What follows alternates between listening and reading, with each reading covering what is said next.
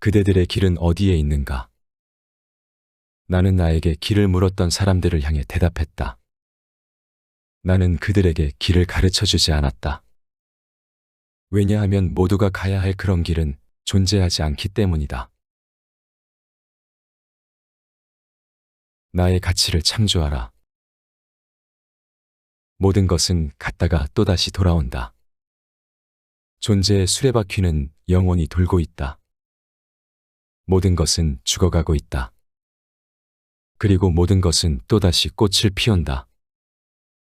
모든 것은 파괴되고 또 새롭게 결합된다. 똑같은 존재의 집이 영원히 재건된다. 모든 것은 헤어졌다가 또 다시 만난다. 존재의 수레바퀴는 영원히 자기 자신에게 충실하다. 니체의 영원회귀 사상이란 세상의 모든 일은 순환을 통해 동일한 순서로 영원히 반복된다는 것이다. 존재하는 모든 것들은 태어나고 성장하고 쇠퇴해져 죽음을 맞는 과정을 반복한다. 수레바퀴가 앞뒤로 구르다가 제자리에 머무르듯 모든 존재는 변화와 소멸 속에서 영원히 존재한다. 영원회귀 사상은 숙명론이나 운명론이 아니다. 인간의 삶은 신이나 어떤 것에 의해서 운명이 결정지어진 것이 아니다.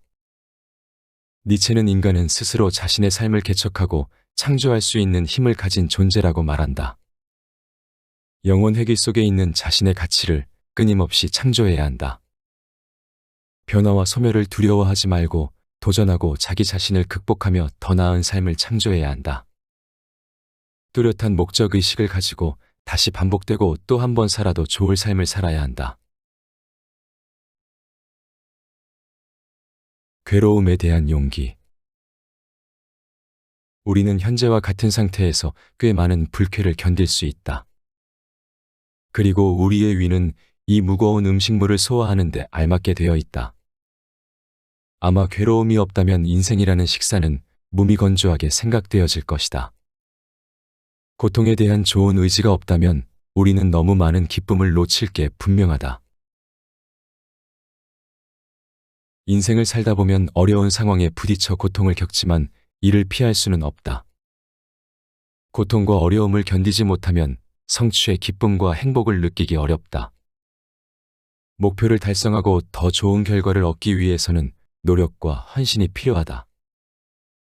고통을 겪을 때 사람들은 자신의 한계를 극복하고 새로운 것을 배우고 더 강해질 수 있다. 니체는 참된 즐거움은 고통을 극복하는 과정에서 발생하며 인간은 힘의 의지를 통해 어려움을 극복하고 성장할 수 있다고 말한다. 또한 우리의 삶은 고통을 통해 자아를 깨닫고 강화하는 과정이며 고통을 극복함으로써 성취하는 기쁨이라고 했다. 니체는 나를 죽이지 못하는 고통은 나를 더욱 더 강하게 해줄 뿐이다라고 말한다. 니체는 건강 악화와 사회적 고립으로 인해 신체적 심리적 고통을 겪었지만 자신을 발전시키는 과정으로 받아들였다. 그는 사람들에게 고통을 두려워하지 말고 고통을 통해서 성장하라고 말한다. 나의 임무. 내가 약속할 수 있는 최후의 것은 오직 이것뿐이다. 나는 인간을 개혁할 것이다. 그렇다고 어떤 새로운 우상을 만들겠다는 뜻은 아니다. 저 낡은 우상들에 대해서는 진흙으로 만든 두 다리가 무엇에 걸려 넘어지는지만 알아내면 그만이다. 우상, 이것은 이상을 뜻하는 나만의 단어다. 우상을 전복시키는 것, 이것은 오래전부터 내 목숨을 걸고 수행해온 나의 임무다. 우상은 개인이나 사회, 문화, 종교, 철학 등 다양한 영역에서 가치나 믿음의 대상으로 추상화된 개념이다. 니체가 말하는 우상의 의미는 지금까지 진리나 이상이라고 지켜왔던 것을 말한다. 니체는 인간이 낡은 우상에 사로잡혀 현실을 제대로 보지 못하고 있다고 생각했다. 우상은 실체가 없고 허구적이며 맹목적인 숭배와 추종을 강요한다. 종교적 우상은 진리를 말하지 않고 개인의 자율성을 제한하며 권위를 강화한다고 비판했다. 니체는 이러한 우상들을 전복시키고 인간을 개혁하는 것이 자신의 철학적 임무라고 생각했다. 우상의 황혼이란 옛 진리가 종말로 다가가고 있다는 의미이다. 현재는 진리가 왜곡되고 거짓 세계에 의해 지배되고 있으므로 거짓을 폭로하고 진리를 찾아내야 한다. 우리가 낡은 우상을 전복시키려면 현실을 있는 그대로 바라보는 의식적인 노력이 필요하다고 말한다. 긴 대화로서의 결혼. 결혼 생활은 길고 긴 대화다. 결혼에서의 다른 모든 것은 일시적이다. 그러나 관계의 거의 모든 시간은 대화에 속한다. 니체는 결혼할 때 스스로에게 질문을 해보라고 말한다. 이 사람과 늙을 때까지 유쾌하게 이야기를 나눌 수 있다고 믿는가? 니체는 결혼에서 가장 중요한 것은 대화 방식이라고 말한다. 대화의 주제는 살아가는 동안 계속 바뀌지만 두 사람이 대화하는 방식은 크게 바뀌지 않기 때문이다. 부부는 각자의 사소한 습관에서부터 자녀 양육, 가정 경제, 상호 가족의 대소사 등 수많은 일들을 함께 의논하며 풀어나가야 한다. 서로의 의견이 다를 때 싸움을 피하고 안 싸우는 것만이 방법이 아니라 건강하게 잘 싸우는 것이 중요하다. 서로 대화하는 방식이 잘 되어 있다면 싸움도 문제를 해결할 수 있는 방법이 될 것이다. 대화가 단절되고 소통이 되지 않으면 외롭고 괴롭다. 결혼 생활에서 가장 끔찍한 빈곤은 외로움과 사랑받지 못한다는 느낌이다. 우리나라 부부 10쌍 중 3쌍이 하루에 30분도 대화를 나누지 않는다고 한다. 부부가 대화하는 시간이 30분도 안 된다면 정서적 이혼 상태나 마찬가지가 아닐까. 잡초 같은 자만심. 우리의 모든 좋은 수확을 망치는 자만심이라 불리는 잡초가 무성하게 자라는 일만큼 경계해야 할 것은 없다. 자만하는 사람은 자신의 실제 위대한 공적도 남의 눈에는 몹시 의심스럽고 시시하게 보이게 할 수 있으므로 사람들이 흙 묻은 발로 그것을 짓밟기도 한다. 니체는 자만심은 모든 좋은 수확을 망치는 잡초와 같다고 말한다.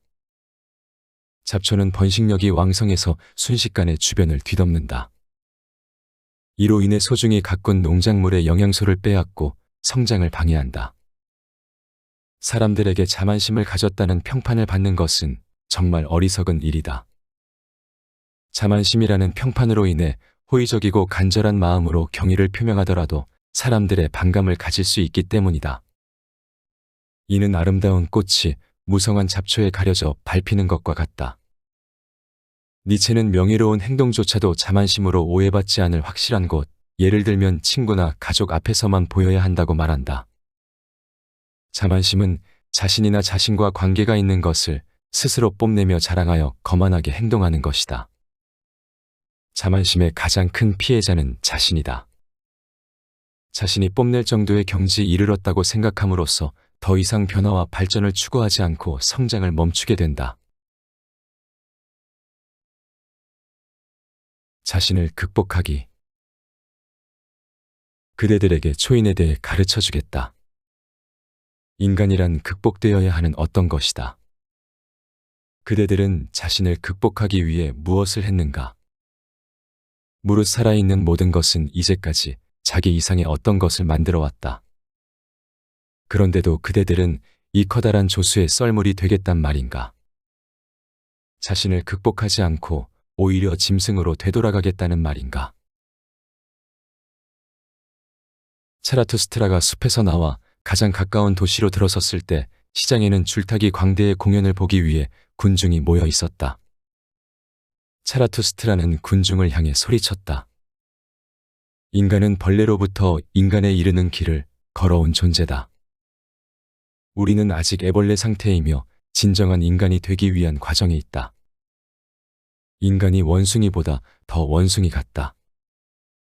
왜냐하면 인간이 이성을 잃고 감정에 휩쓸려 원숭이처럼 웃음거리가 되거나 수치심을 못 느끼기 때문이다.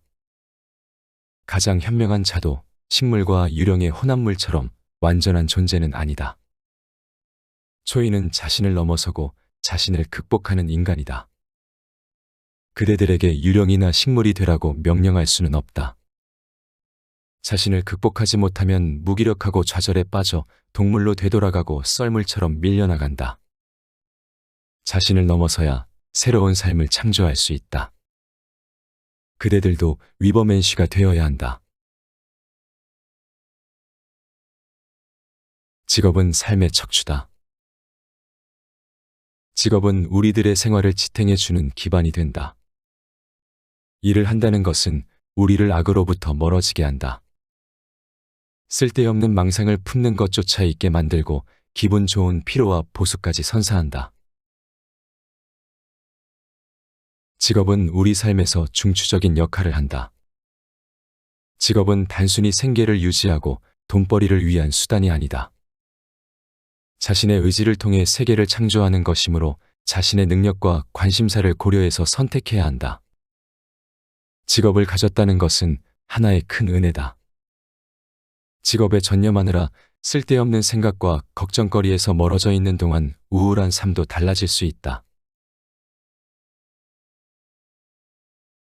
활동적인 사람의 주요 결함. 모든 인간은 모든 시대와 마찬가지로 아직까지 노예와 자유인으로 나누어져 있다. 왜냐하면 자기의 하루의 3분의 1을 자기를 위해 가지고 있지 않는 자는 노예다. 노예는 자기 자신을 위해 살지 않고 단지 돈이나 권력 같은 외적인 것을 위해 산다. 사람들은 일과 책임에 묶여 시간과 에너지를 제한적으로 사용한다. 자신의 업무나 사회적 압박에 종속되어 있기 때문에 개인적인 가치나 열정을 추구하기 힘들다. 니체는 삶의 고통을 감내하며 관습과 규범 아래 충실히 살아가는 사람들을 낙타와 같다고 말한다. 낙타는 주인이 시키는 대로 무거운 짐을 지고 묵묵히 사막을 건너는 존재다. 니체는 사람들이 사회적인 기준과 규범에 얽매이고 타인의 기대에 맞춰가며 사는 것을 부정한다. 자신의 잠재력을 최대한 발휘하고 개인적인 욕망과 가치를 실현하는 삶을 살아야 한다. 인간은 자기를 극복하는 삶을 살아가는 위버맨쉬가 되어야 한다. 목표와 길. 일단 선택한 길을 끝끝내 버티어 나가는 사람은 많지만 목표에 대해서 그렇게 하는 사람은 거의 없다. 이 세상에서 가장 행복한 사람은 모래성을 막 완성한 어린아이다. 모래성은 파도와 바람에 쉽게 허물어진다. 그럼에도 불구하고 아이들은 모래 한 줌으로 성을 쌓으며 즐거워한다. 니체는 자신의 목표를 잃고 낙타처럼 버티며 사는 것이 중요한 것이 아니라 아이처럼 창조하며 기뻐하는 삶이 행복한 삶이라고 말한다. 현재의 삶에 최선을 다하라. 초인은 대지의 뜻이다. 그대들은 자신의 의지로 이렇게 말해야 한다. 초인이란 대지의 뜻이어야 한다고. 형제들이여, 나는 그대들이 대지에 충실하기를 간절히 바란다. 그대들은 하늘나라의 희망에 대해 설교하는 자들을 믿어서는 안 된다. 그런 자들이야말로 자신이 알든 모르든 독을 섞어 화를 입히는 자들이다. 인간은 현재의 삶에 만족하지 못하고 더 많은 것을 원하며 사후 세계에 대해서 불안해한다. 기독교는 하나님이 인간과 세계를 창조했으며 신을 믿고 따르면 죄를 지은 인간이 구원받고 천상의 세계에 갈 수 있다고 말한다. 이를 믿고 인간들은 천상 세계에 대한 희망을 갖고 의지하게 되었다. 신이 모든 것을 결정한다면 인간은 자유의지가 없고 노력할 의미도 없고 희망도 없다. 인간들은 신과 종교의 원래의 의미를 잊고 신을 자신의 욕망을 위한 수단으로 생각하게 되었다. 신이 죽었다는 것은 신뿐만 아니라 신과 관련된 모든 가치들이 무너졌다는 것을 의미한다. 니체는 인간이 자신의 의지로 스스로 극복하는 것을 원하기 때문에 신은 죽었다라고 말한다.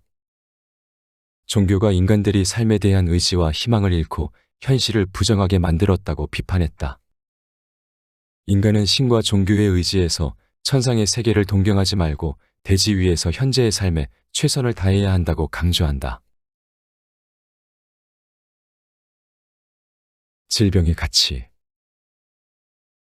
병으로 누워있는 사람은 때로는 그가 일상의 자기 직무, 일 또는 사교라는 병에 걸려 있으며 그런 것들로 인해 자신에 대한 사려를 완전히 잃어버리고 있었다는 것을 알아차린다.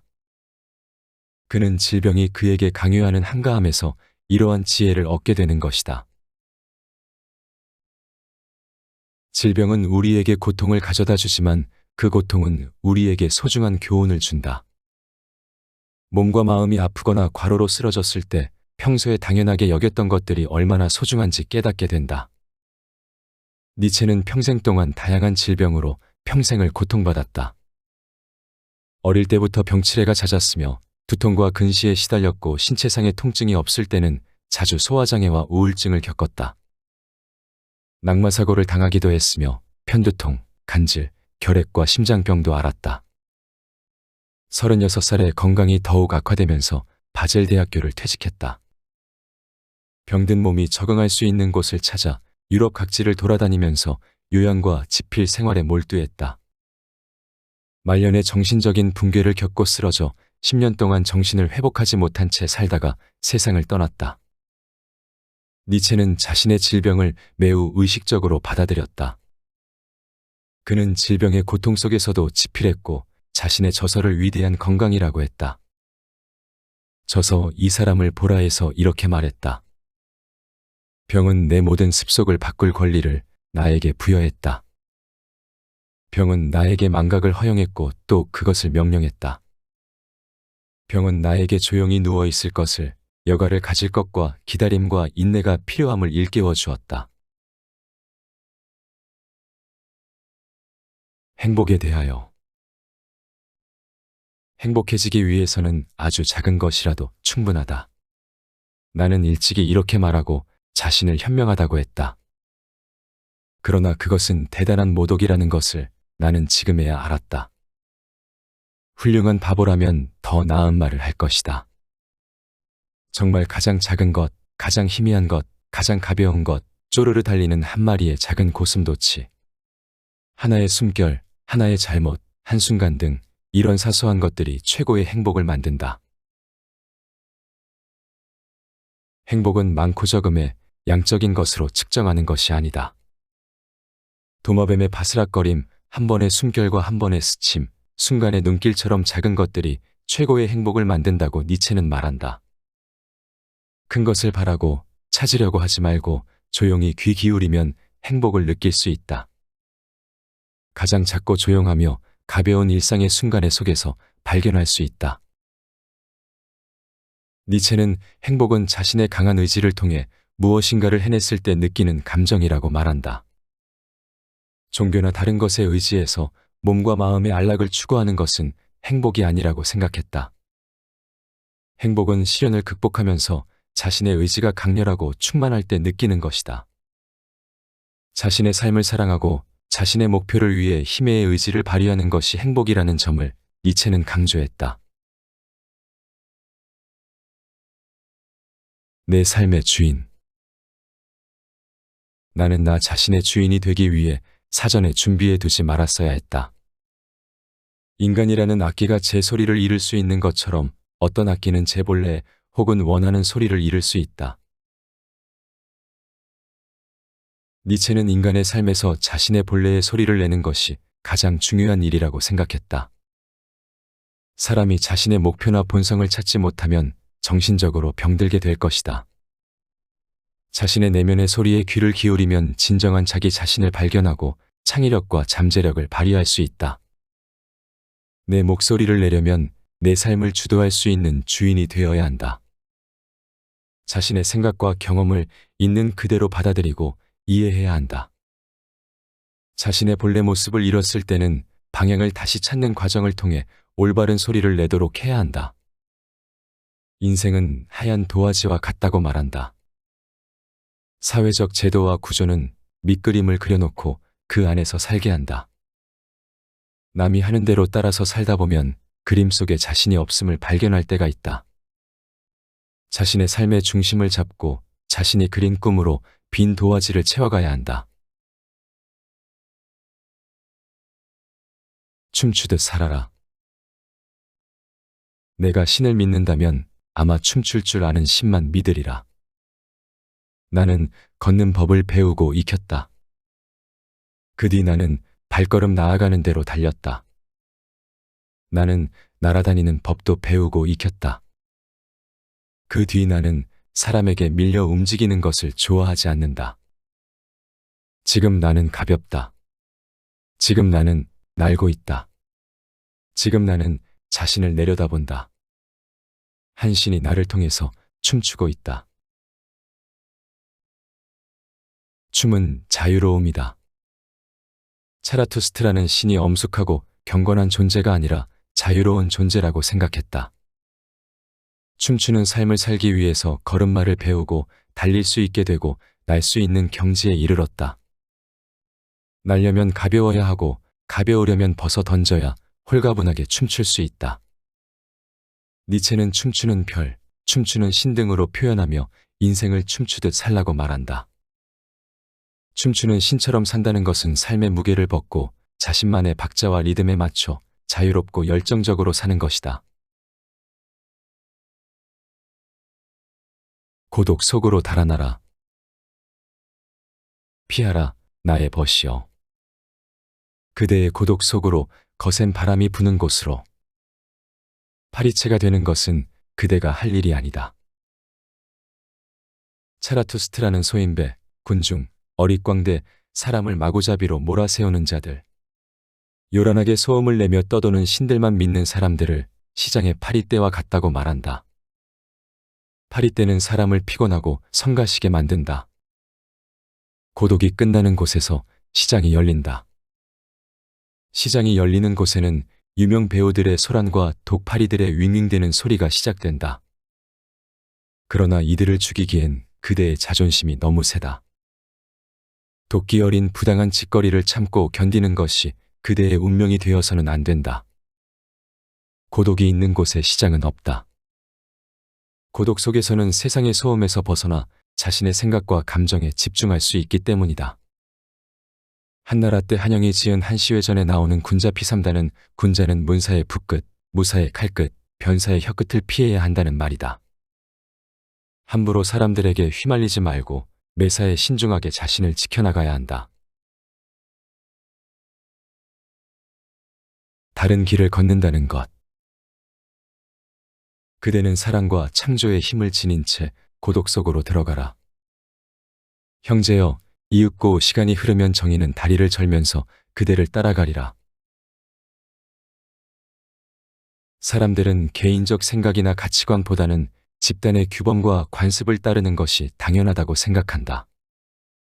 다른 길을 걷는다는 것은 사람들의 비난을 감수해야 한다. 사회운동가들은 사회적 불평등, 인권 침해, 환경 문제 등을 개선하고 변화시키기 위해 노력한다. 그들은 정의에 대한 강한 신념과 가치관을 가지고 타인을 위해 봉사하고 헌신한다. 단지 주장으로 그치지 않고 실천하고 행동함으로써 사회를 변화시킨다. 니체는 진정한 창조자가 되기 위해서는 자기 자신을 경멸해야 한다고 말한다. 자신을 사랑하는 자만이 경멸할 수 있고 경멸하기 때문에 창조할 수 있는 것이다. 자신이 믿고 따랐던 가치관이나 관습을 부정하고 새로운 것을 창조하려면 자신을 불태우고 거듭나야 한다. 의로운 투쟁은 외롭고 힘든 투쟁이 되기도 한다. 정의는 쉽게 따라오지 않는다. 목표를 이루고 싶은 마음. 무서운 것은 산 정상이 아니라 비탈이다. 비탈에서는 시선이 아래쪽으로 향하고 손은 위를 향해 무엇을 움켜쥔다. 그래서 마음은 이중의 의지 때문에 현기증을 일으킨다. 목표를 세우기는 쉽지만 이루기 위한 과정은 힘들고 어렵다. 산꼭대기에 오르는 순간 기쁘고 감격에 넘친다. 그만큼 힘들고 어려운 과정을 거쳤기 때문이다. 사람들은 목표를 이루고 싶은 마음과 포기하고 싶은 마음, 이중의 의지에서 갈등하고 불안해한다. 미끄러운 비탈길 효과는 사소한 것을 허용했을 때 연쇄 과정을 거쳐 나쁜 결과가 발생되는 것을 말한다. 자신이 대수롭지 않다고 여겼던 사소한 습관이 몸과 마음의 상태를 바닥까지 곤두박질치게 할 수 있다. 목표를 이루고 싶은 마음은 비탈을 오르게 하지만 포기하고 싶은 마음은 비탈길에서 넘어지게 한다. 비탈은 목표를 이루기 위한 과정이며 가파르고 위험하다. 목표를 이루기 위해서는 흔들리지 않는 의지와 동기가 유지되어야 노력을 지속할 수 있다. 뱀을 물어라.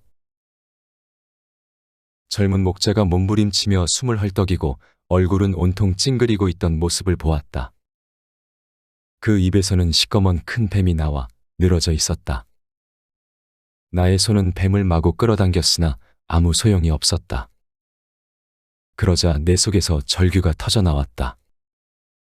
물어라, 뱀의 대가리를 물어 끊어라. 그러자 목자는 나의 절규대로 뱀을 물었다.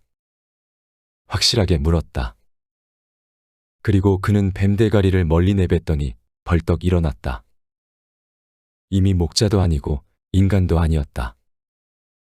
변신한 인간이자 빛으로 둘러싸인 자였다. 그는 웃었다. 나는 이제껏 그가 웃은 것처럼 웃는 인간을 지상에서 본 적이 없다. 차라투스트라는 입속에 뱀이 들어가 목구멍이 막힌 양치기를 보았다. 숨이 막힌 양치기는 몸을 비틀고 경련을 일으키며 얼굴을 찡그리고 있다. 차라투스트라는 뱀대가리를 물어뜯으라고 명령했다. 양치기는 뱀대가리를 물어뜯고 멀리 뱉어내자 숨통이 트였다. 양치기가 이전의 양치기가 아니라 변화한 자, 빛으로 감싸인 자가 되었다. 양치기는 자신의 숨통을 막고 삶을 억누르는 상황을 극복한 것이다. 뱀은 아무리 노력해도 소용이 없고 해결되지 않는 어려움이다. 삶의 문제를 해결하기 위해서는 결단력과 적극적인 행동이 필요하다. 반복되는 생활은 모두에게 주어진 똑같은 삶의 조건이다. 하루하루를 답답하고 무의미하게 살아갈 것인지 내일은 좀 더 다르게 살 것인지는 자신의 선택이다. 니체의 영원회귀란 모든 존재와 에너지가 무한히 반복된다는 것이다. 뱀은 너무 목구멍에 깊숙이 박혀 있어 반복되고 숨통을 조이는 일상과 같다. 영원회귀는 현재의 삶이 무한히 반복된다는 것이므로 똑같이 반복되어도 좋다고 말할 수 있는 삶을 사는 것이다. 육체에 대한 욕망, 쾌락, 지배욕, 이기심, 이 세 가지는 언제까지나 가장 심하게 저주받고 가장 나쁘게 비방되며 가장 혹독하게 평가받았다. 이 세 가지를 저울질해서 나는 그것이 인간적으로 좋은 것임을 보여주려고 한다. 차라투스트라는 병든 유욕과 건강한 유욕을 구분했다. 건강한 유욕은 고귀한 자들에게 보이고 병들은 유욕은 천박한 자들에게서 보인다는 것이다. 차라투스트라는 유욕 자체를 부정하지 않았고 유욕은 육체를 경멸하는 병든 자들에게는 그들을 괴롭히는 바늘이고 가시와 같고 천민들에게는 절제하지 못하는 불길과 같으며 순수한 자에게는 지상의 낙원과 같다고 했다. 그러나 차라투스트라는 유욕은 그 어떤 것보다 강하게 작용한다며 육체를 경멸하고 정신을 더 중요하게 생각하는 이원론을 가르치는 엉터리 교사들을 비웃기도 했다. 니체는 쾌락, 지배욕, 이기심이 모두 부정적인 것이라고 생각하지 않았다. 그는 쾌락은 결혼이나 결혼 생활 이상의 것을 약속하는 사람에게는 상징적인 행복을 준다고 했고, 높은 권력을 추구하면서도 아래쪽으로 내려갈 때의 지배욕은 욕심이라고 할 수 없으며, 순결하고 고독하며 스스로 만족할 줄 아는 덕을 갖춘 사람에게는 이기심조차도 지극히 복된 성품이 될 수 있다고 말한다. 결혼의 의미. 왜곡되고 거짓으로 가득한 결혼보다는 파탄이 더 낫다. 어떤 여자가 내게 말했다. 나는 결혼 생활을 파탄에 빠뜨렸다. 그러나 그에 앞서 결혼 생활이 나를 파탄에 빠뜨렸다. 결혼은 삶을 창조하는 중요한 과정이므로 신중히 판단해야 한다. 순간의 열정으로 성급하게 결정하면 파괴가 따라온다. 잘못 결합한 부부는 서로에 대한 사랑이나 애착이 없는 상태에서 결혼한 부부다. 사랑으로 결합된 부부도 성격, 가치관, 생활 습관의 차이로 다투며 실망한다. 그렇게 되면 결혼 생활이 불행한 것이 상대방 탓이라고 서로를 비난하고 원망한다. 잘못된 결혼 생활을 그대로 지속하는 것은 둘 다 불행한 일이다. 니체는 좋은 결혼은 사랑과 우정의 완성이라고 말한다. 우정을 잘 지키는 사람은 훌륭한 친구도 많고 훌륭한 아내도 얻을 수 있다. 결혼 생활이란 길고 긴 대화의 연속이다. 결혼을 결정하기 전에 이 사람과 늙어서도 대화를 잘 나눌 수 있을지 깊이 생각해 봐야 한다. 좋은 결혼은 늙어서도 친구처럼 대화할 수 있는 관계를 만든다. 좋은 결혼은 서로가 부족한 부분을 채워주는 것이 아니라 서로의 풍족함을 나누는 것이다. 자신의 욕구에 맞춰주길 기대하고 의존하는 것은 상대에게 과도한 부담을 주고 충족되지 않으면 실망하게 된다. 좋은 친구 사이란 친구의 성향을 억지로 바꾸려 하거나 친구에게 지나치게 부담을 주지 않는 관계다. 결혼 생활도 마찬가지로 부부가 서로를 바꾸려고 하는 것은 어려운 일이다. 상대방에게 억지로 맞춰가며 사는 것은 진정한 결혼의 의미가 아니므로 언젠가 갈등이 발생할 수밖에 없다. 앞에서 소개한 내용은 하루 한 장 니체 아포리즘에서 가져왔다. 인생의 목적은 끊임없는 전진이다. 앞에는 언덕이 있고 냇물이 있고 진흙이 있다. 걷기 좋은 평탄한 길만이 있는 것은 아니다. 먼 곳으로 항해하는 배가 풍파 없이 조용히 갈 수만은 없다. 풍파는 늘 전진하는 사람의 벗이다. 차라리 고난 속에 인생의 기쁨이 있다. 풍파 없는 항해 얼마나 단조로운 것인가. 고난이 심할수록 내 가슴은 뛴다. 니체는 현재에 안주하지 말고 끊임없이 나아가라고 조언한다. 고난마저 성장의 자양분으로 삼고 기꺼이 고난을 끌어안고 사랑하라고 말한다. 고난이 있어야 그것들을 극복할 기회와 힘을 얻고 용기를 내어 세상을 살아갈 수 있을 만큼 강하게 단련되기 때문이다. 그가 말했듯이 나를 죽이지 못하는 고통은 나를 더 강하게 해줄 뿐이다.